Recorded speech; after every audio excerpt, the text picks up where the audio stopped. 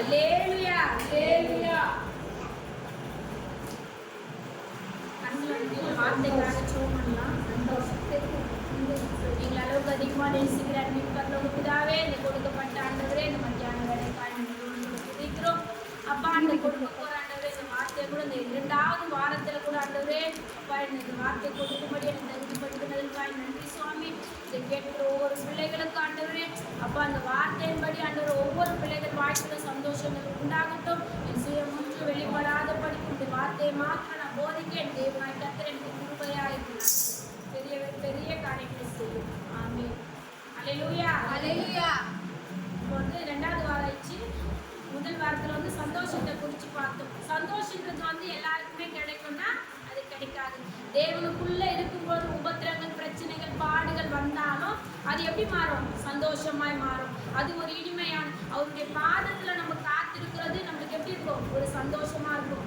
இன்னதான் நம்ம பிரச்சனையோடு இருந்தாலும் அவர் பாதத்துல உட்காந்து நம்ம அழுது ஜோம் பண்ணிட்டு அது என்ன கிடைக்கும்? ஒரு நிம்மதி கிடைக்கும், ஒரு சமாதானம் நமக்குள்ள கிடைக்கும்.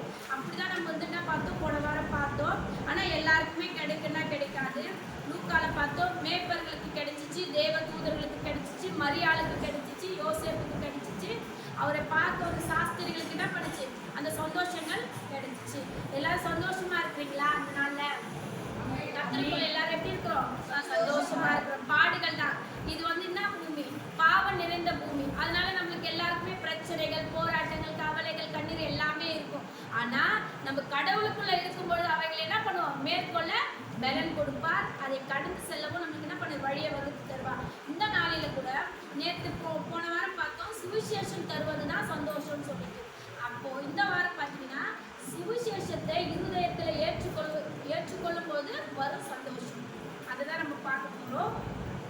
எடுத்து வாசிக்கலாம். லூக்கா எழுதின சுவிசேஷம் 19ஆம் அதிகாரம் 6ஆம் வசனம். 19:6. அவன் சீக்கிரமாய் இறங்கி சந்தோஷத்தோடு அவனை அழைத்து கொண்டு போனான். ஆமென். இதுல வந்து என்ன இருக்குது? சீக்கிரமா இறங்கி என்ன பண்ணா? சந்தோஷத்தோடு. இந்த மனுஷன் வந்து யாருன்னு பாத்தீங்கன்னா சகேயுன்ற ஒரு மனுஷன் தான். 2ஆம் வசனம் சொல்லுது, ஆயக்காரனுக்கு தலைவனும் ஐஸ்வர்யமாய் இருந்த செகேயு எனப்பட்ட ஒரு மனுஷன். ஆமென். இவன் எப்படி இருக்கிறானா? ஆயக்காரனுக்கு எல்லாருக்கும் எப்படி இருக்கிறானா? தலைவனா இருக்கிறான். ஆனா அவன் ஒரு எப்படி இருக்கிற? ஒரு பாவியான மனுஷனா இருக்கிறான். நம்ம சில பேரெல்லாம் யோசிப்போம், நம்ம பாவம் செய்யறோமே, நம்ம என்ன பண்ணுவாரு? நம்ம ஏசப்பா ஏத்துப்பாரா? நம்மள இப்படி பண்ணுவாரா? நம்மள ஏத்துப்பாரு? நம்ம ஜபத்தை கேட்பாங்களா? நம்ம இப்படி இருக்கிறோமே, நம்ம இந்த பாவம் செஞ்சுட்டோமே. ஆனா ஏசப்பா சொல்றாரு, வேதம் சொல்லுது, பாவிகளை ரட்சிக்க என்ன பண்ணாரா? மனுஷகுமாரன் அந்த பூமிக்கு வந்தாரு. அவர் வந்து சும்மா வரல. மனுஷன் படுகிற ஒவ்வொரு பாடுகளையும் நமக்கு சொல்லி கொடுக்க 3 வருஷம் என்ன பண்ணாரு? இந்த பூமியில வந்து என்ன பண்ணாரு? அவர் மனுஷனுடைய சாயலாகவே அந்த தெய்வன்ற ஒரு இது கூட என்ன பண்ணல, அவர்கிட்ட வெளிப்படவே இல்லை. அவர் சிலுவையில அறையிற வரைக்கும் கூட அவர் நாம எப்படி இருந்தது? சாந்தமும் அன்பும் பொறுமையும் நீடிய பொறுமையா இருந்தாருன்னு சொல்லிட்டு என்ன பண்ணுது? வேதம் சொல்லுது. அப்போது அப்படிப்பட்ட தேவன் தான் என்ன பண்றாரு? ஆயக்காரனுக்கு தலைவனும் ஐஸ்வர்யவானா இருக்கிறான். அவன் எப்படி இருக்கிறான்? செல்வம் மிகுதியா இருக்கிறான். ஒரு பாவம் செய்யறான்னா அப்ப அவன் செய்கிற தொழில் என்ன பண்ணுது? பெருக்கமா தான் இருக்கும். ஏன்னா அவன் செய்யறது பாவம்னு தெரியாம கண் மூடி என்ன பண்றான்? செய்யறான். அப்போ வந்து பாத்தீங்கன்னா ஏசப்பா அந்த வழியா என்ன பண்றாரு? வராருன்னு சொல்லிட்டு அவர் என்ன பண்றாரு? சொல்லும் போது அவன் என்ன பண்றான்? அவன் 4ஆவது வசனம் படிக்கலாம். அவர் போகும் வழியில் முன்னாக ஓடி அவரை பார்க்கும்படி ஒரு காட்டத்தின் மத்தியில் ஏறினான். ஆமென். இப்போ வந்து பாத்தீங்கன்னா ஒரு பாவியா இருக்கிறவன் என்ன பண்ணுவான்? எங்க திருடலாம், எங்க கொள்ளடிக்கலாம், என்ன பண்ணலாம் அப்படிதான் யோசிப்பான். ஆனா இவனுக்குள்ள இவன் எப்படி இருக்கிறான்? பாவி செய்யறதுனா இவன் ஒரு இதுதான். ஆனா அவனுக்குள்ள ஒரு வாஞ்சை என்ன? யாரோ வராங்க, அவங்களை என்ன பண்ணணும்? இயேசு வராங்க, அவங்களை நம்ம என்ன பண்ணணும்? பார்க்கணுன்ற ஒரு வாஞ்சை. அது வந்து ஏசப்பாக்கு என்ன பண்ணுது? அவருக்கு தெரியுது. அவர் தெரிஞ்சதுனால என்ன பண்றாரு? இயேசு அந்த இடத்தில் வந்த பொழுது அண்ணாந்து பார்த்து அவரை கண்டு, சகேவே சீக்கிரமா இறங்கி வா, இன்றைக்கு நான் வீட்டுக்கு தங்க வேண்டும் என்றார். அப்போ எவ்வளோ ஜனங்கள் அங்க இருக்கிறாங்க, நெருக்கமா இருக்குது. அங்க வந்து பாத்தீங்கன்னா இல்ல விலாசமா இருக்குது, அங்க யாருமே இல்ல, சகேவே மட்டும்தான் இருக்கிறாரு, அவரை மட்டும் தான் கூப்பிட்டாருன்னு வேதம் சொல்ல நிறைய ஜனங்கள் இருக்கிறாங்க. அவ்வளோ பெரிய ஜனங்கள் மத்தியில கூட சகேவுக்கு என்ன பண்ணுது? அந்த இடத்துல ஒரு தயவு கிடைக்குது. பாவம் செய்றோம், ஏசப்பா நம்ம ஜெபத்தை கேட்க மாட்டாரு, நமக்கு இறங்க மாட்டாரு அப்படின்னு நம்ம நினைக்காம அன்றைக்கு சகேவுக்கு என்ன பண்ணுது, ஒரு ரட்சிப்பு கிடைச்சிச்சு. அப்போ அந்த ரட்சிப்பு கிடைச்ச உடனே அவன் ரட்சிப்பை மாத்திரம் பெற்றுக்கொண்டு இயேசுவை கூட்டி கொண்டு செல்லல, ஒரு மனமாற்றுதல் அந்த இடத்துல வருது. அப்ப என்ன பண்றாரு பாருங்க, 8ஆம் வசனம் வாசிக்கலாம். கர்த்தரை நோக்கி, ஆண்டவரே, என் ஆஸ்தியை பாதி ஏழைகளுக்கு கொடுக்கிறேன். நான் ஒருவருக்கு அநியாயமா வாழ்க்கை இருக்கானால் நாளத்தனையாய் திரும்ப செலுத்துகிறேன் என்றார். ஆமென். அப்போ அவங்களுக்குள்ள ஏசப்பாங்க வீட்டுக்கு போறாரு. போன உடனே என்ன ஆகுது, ஒரு மனமாற்றுதலும் வருது, அவனுக்குள்ள ஒரு சந்தோஷமா கிடைக்குது. ஏன்னா அங்க இருக்கிற ஜனங்களுக்கு கிடைக்காதது என்ன பண்ணுது, ஒரு மரத்து மேல இருக்கிற ஒரு பாவிக்கு கிடைக்குதுன்னா, ஒரு பாவி அந்த இடத்துல என்ன பண்றாரு, அவ்வளோ ஒரு சந்தோஷம். அப்பதான் இயேசு என்ன சொன்னாரு, இன்றைக்கு இந்த வீட்டுக்கு என்ன வந்துச்சு, ரட்சிப்பு கிடைச்சிச்சு. அப்போ அவரை நம்ம என்ன பண்ண, முழு மனதோடு ஏற்றுக்கொள்ளும் பொழுது, அவரை ஏற்றுக்கொண்டது மாத்திரம் இல்ல, சகேவை போல நம்ம என்ன பண்ணோம், நம்ம பாவங்களை விடணும், நம்ம சாபங்களை என்ன பண்ணோம், நம்ம தெரிஞ்சு தெரியாம நிறைய செஞ்சிருப்போம். அதெல்லாம் நம்ம என்ன பண்ணோம், அதெல்லாம் விட்டுட்டு நம்ம தேவனுக்கு பயந்து ஒவ்வொரு நாளும் அவர் வார்த்தைக்கு கீழ்ப்படுத்தி நடக்கும்போது, அன்றைக்கு சகேவை கொடுத்த ரட்சிப்பு என்ன பண்றது, இந்த நாளில நமக்கு கொடுக்க வல்லவரா இருக்கிறார். அது மாத்திரம் இல்ல, 1 தெசலோனிக்கேயர் 1:6.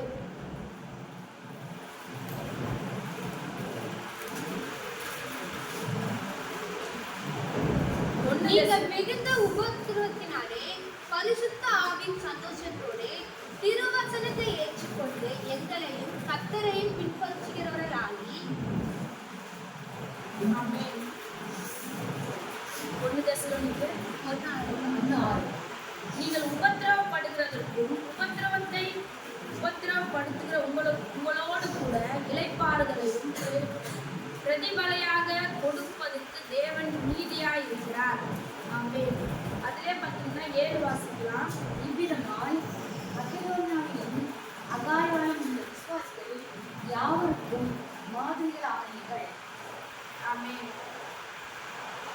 அப்போ பாத்தீங்கன்னா அப்போஸ்தலராகிய பவுல் என்ன பண்றாரு, தெசலோனிக்கே சபைக்கு என்ன பண்றாரு, முதலாம் நிருபத்தை எழுதுறாரு. அப்போ அந்த அந்த சபையில இருக்கிறவங்க என்ன பண்றாங்களா, அவங்க நீங்கள் உபத்திரவத்தினாலும் பரிசுத்த ஆவியின் சந்தோஷத்தோடு அவங்க என்ன பண்றாங்க, சந்தோஷமா இருக்கும் பொழுது தேவனுடைய வார்த்தையை கேட்டாங்கன்னு இந்த இடத்துல சொல்லல, உபத்திரவத்திலும் பாடுகள் மத்தியிலும் என்ன பண்றாங்க, அப்போ அவர் பிரசங்கிக்கும் போது அவங்க என்ன பண்றாங்க, ஊக்கத்தோடு அதுல கேட்டு அவங்க அந்த சபை முழுவதும் எப்படி இருக்கிறாங்க, அவங்க இருக்கிறாங்கன்னு சொல்லிட்டு அப்போஸ்தலர் பவுல் என்ன பண்றாரு, அவங்கள குறிச்சு இந்த வேதத்துல எழுதப்பட்டுச்சு. அப்போ இவ்விதமா அந்த சபையில யாரெல்லாம் விசுவாசிகள் யாரும் என்ன பண்ணாங்க, மாறினாங்கன்னு அந்த இதுல இருக்கு. ஆனா நம்ம உபத்திரவங்கள் இருக்கலாம், பாடுகள் இருக்கலாம், பிரச்சனைகள் மத்தியில கூட நம்ம எப்படி இருக்கணும், அவைகள் எல்லாம் கடந்து போகும். ஏன்னா தொடக்கம்னு ஒண்ணு இருந்தா முடிவு கண்டிப்பா இருக்கும். நம்ம இப்போ இந்த தொடக்கத்தையே வச்சுட்டே இருந்தா என்ன ஆகும், அது தொடங்கவும் தொடங்காது. நம்ம தொடங்கிச்சா அதுல இருந்து எப்படி மேற்கொண்டு எப்படி வரணும், என்ன பண்ணும், அந்த சோதனை மத்தியிலும் கடவுளை நம்ம தேடும் போதுதான் நம்மளுக்கு என்ன கிடைக்கும், ஜெயம் கிடைக்கும், மனசுக்குள்ள ஒரு சந்தோஷம் கிடைக்கும். அந்த மனசுல அதுவே நமக்கு ஏதோ ஒரு வேதனை நினைச்சு நம்ம உள்ளவே இருக்கும்போது அது நம்மளுக்கு என்ன ஆகாது, சந்தோஷமும் கிடைக்காது, ஒரு சமாதானமும் இருக்காது, எப்பவுமே நமக்கு என்ன அப்செட்டாவே இருக்கும். நம்ம அந்த பாவத்தை அது எல்லாத்தையும் விட்டுட்டு நம்ம என்ன பண்ணோம், ஒரு சந்தோஷம் நமக்குள்ள வேணும்னு சொல்லிட்டு, ஏசப்பா இந்த சந்தோஷம் எனக்குள்ள கிடைக்கணும், அதுக்கு நான் என்ன பண்ணணும், அதுக்கு தகுதி உள்ள பாத்திரமா நான் எப்படி மாறணும் அப்படின்னு நம்ம ஒப்பு கொடுத்து ஜெபம் பண்ணும்போது நம்ம என்ன பண்ணோம், மிகுந்த சந்தோஷம் உள்ளவர்களாக மாறுவோம். அப்போஸ்தலர் 8ஆம் அதிகாரம் 8ஆம் வசனம். சீமோன் என்ற பேர் கொண்ட ஒரு மனுஷன் அந்த பட்டணத்திலே மாயக்காரனாய் இருந்து அந்த பட்டணத்திலே மிகுந்த சந்தோஷம் உண்டாயிற்று. ஆமென். அந்த பட்டணத்துல என்ன பண்ணுச்சா, மிகுந்த சந்தோஷம் உண்டாயிடுச்சு. அப்போ பாத்தீங்கன்னா அந்த சவுல் என்ன பண்றாரு, 8:8 பவுல் என்ன பண்றாரு, எல்லாரையும் துன்பப்படுத்துறாரு. வீட்டுல இருக்கிறவங்க எல்லாம் அதுக்கு மேற்கொண்ட வசனத்தை நம்ம மேல படிச்சோம்னா எல்லாரையும் துன்பப்படுத்துறாரு. வீட்டுல இருக்கிறவங்க எல்லாரும் என்ன பண்றாரு, அவ்வளோ வருந்தி இது பண்ணும்போது அப்போ பாத்தீங்கன்னா பிலிப்பு செய்த அதிசயங்களை என்ன பண்றாங்க, அந்த ஜனங்க விசுவாசித்து நம்பி அப்ப என்ன பண்றாங்க, சந்தோஷமா அந்த 8ஆம் வசனம் சொல்ற அந்த பட்டணத்தில் மிகுந்த சந்தோஷம் உண்டாயிடுச்சு.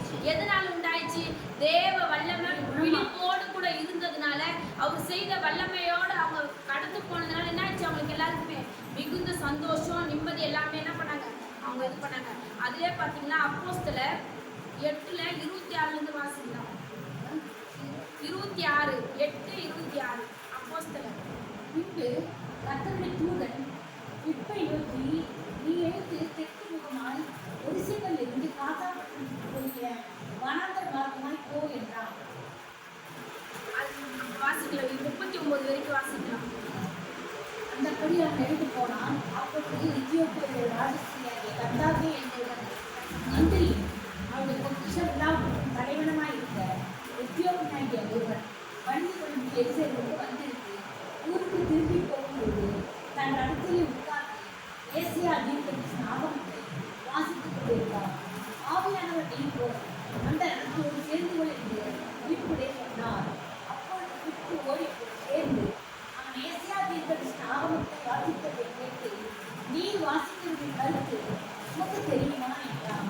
அதற்காக, ஒருவன் எனக்கு தெரிவிக்காவிட்டால் அது எனக்கு எப்படி தெரியும் என்று சொல்லி பிலிப்பு ஏறி தன்னோட உட்கார்ந்து அவனை வேண்டிக் கொண்டான்.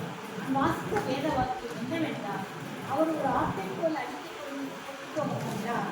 மயிர்த்தறிகளுக்கு முன்பாக சத்தமிடாத ஒரு ஆட்டுக்குட்டியை போல அவர் அவன் வாயை திறவாதிருந்தார். அவர் தன்னை தாக்கிற போது அவனை நாயம் எடுத்து போடப்பட்டது. அவனுடைய ஜீவன் பூமியிலிருந்து எழுபட்டு போயிற்று. அவனுடைய வம்சத்தை யாராலுமே சொல்லி முடியும் என்பதே. மந்திரி பிலிப்பை நோக்கி, தீர்க்கதரிசி யாரை குறித்து சொல்கிறார்?